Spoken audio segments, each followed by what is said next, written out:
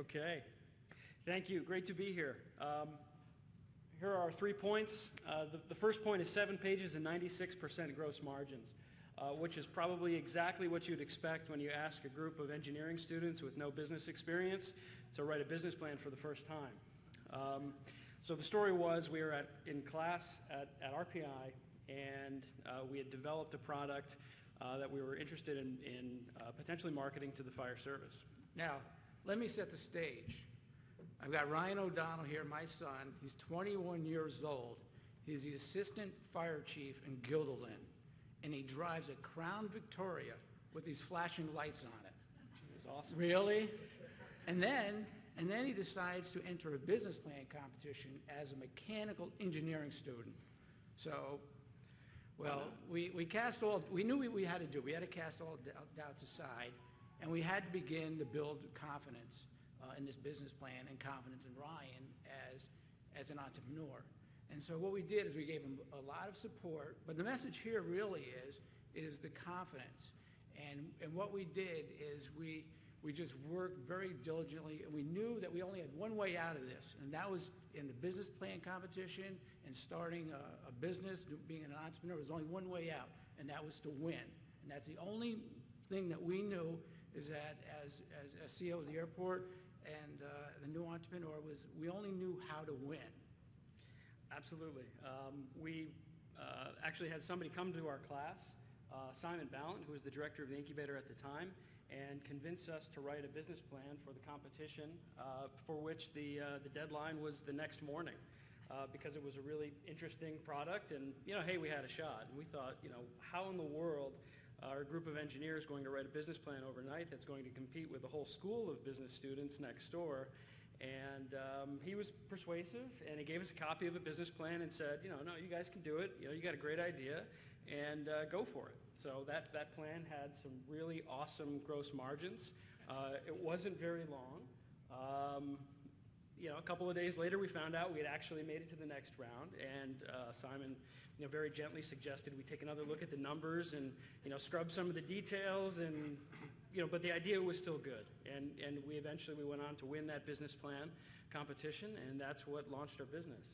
So, the point there, it wasn't about having all the details figured out from the beginning. It wasn't about knowing what was going to happen in 5 years from the very start. It was just, hey, here's a decent idea. You got to jump in with both feet and try to make it happen. And as a parent, and Ryan, as the company started to grow and he was winning the business plan competitions, he went out and took six-figure loans with personal guarantees. Now, if that doesn't make a parent nervous, what does? But the message is that as mentors, and all you people here are mentors and parents, you just have to set aside all of those feelings, and you have to just be very, very confident that you have a winning program.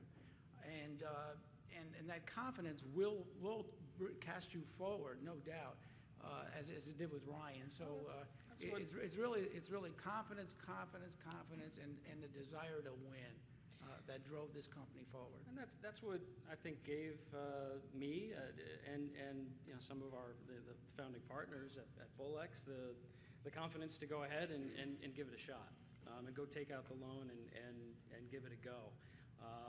But I also had some firsthand experience working with the CEO. And one other thing, like I said, time's running out quickly here. We have an expression. It's contrary to Murphy's Law. It says, if something can go right, it will, versus something can go wrong. And that's something that we instill in the family. Yeah. Next So, item. yeah, You got to move along quickly. Yeah, I know. See, he's still coaching me.